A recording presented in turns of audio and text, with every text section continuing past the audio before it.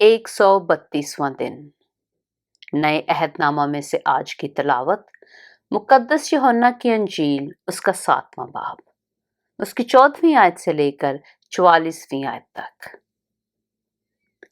और जब ईद के आधे दिन गुजर गए तो यीशु हैकल में जाकर तालीम देने लगा।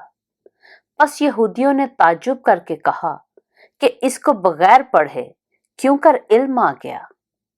यीशु ने जवाब में उनसे कहा कि मेरी तालीम मेरी नहीं बल्कि मेरे भेजने वाले की है।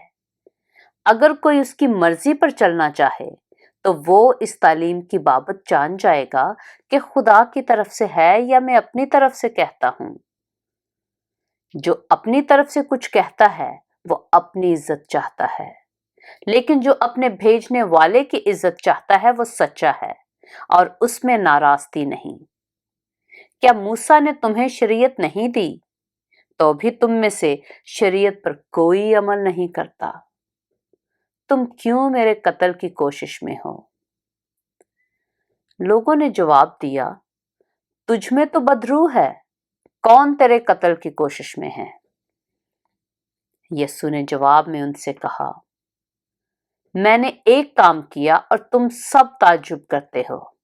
इस सबब से मूसा ने तुम्हें खतना का हुक्म दिया है, हालांकि वो मूसा की तरफ से नहीं बल्कि बाप दादा से चला आया है, और तुम सब्बत के दिन आदमी का खतना करते हो।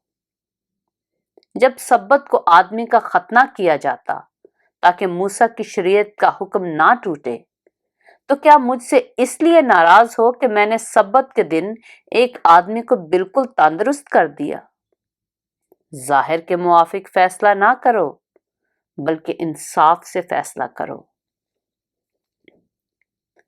तब बाज यरूशलेमी कहने लगे, क्या ये वही नहीं जिसके कत्ल की कोशिश हो रही है?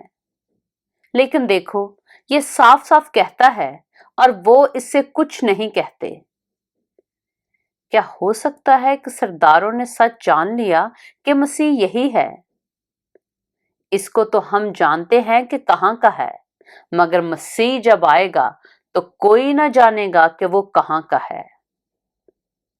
बस यीशु ने हैकल में तालीम देते वक्त पुकार कर कहा कि तुम मुझे भी जानते हो और ये भी जानते हो कि मैं कहां का हूं, और मैं आपसे नहीं आया, मगर जिसने मुझे भेजा है वो सच्चा है।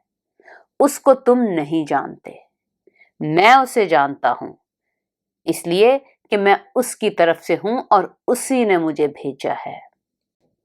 बस वो उसे पकड़ने की कोशिश करने लगे, लेकिन इसलिए कि उसका वक्त अभी ना आया था, किसी ने उस पर हाथ ना डाला।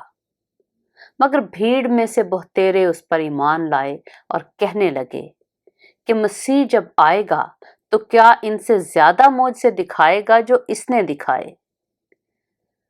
फरीसियों ने लोगों को सुना कि उसकी बाबत चुपके चुपके ये गुफ्तगू करते हैं। बस सरदार काहिनों और फरीसियों ने उसे पकड़ने को प्यादे भेजे। यीशु ने कहा, मैं और थोड़े दिनों तक तुम्हारे पास हूं, फिर अपने भेजने वाले के पास चला जाऊंगा। तुम मुझे ढूंढोगे मगर ना पाओगे, और जहां मैं हूं तुम नहीं आ सकते। यहूदियों ने आपस में कहा, ये कहां जाएगा कि हम इसे ना पाएंगे? क्या उनके पास जाएगा जो यूनानियों में जा बजा रहते हैं और यूनानियों को तालीम देगा? ये क्या बात है जो इसने कही कि तुम मुझे ढूंढोगे मगर ना पाओगे, और जहां मैं हूं तुम नहीं आ सकते।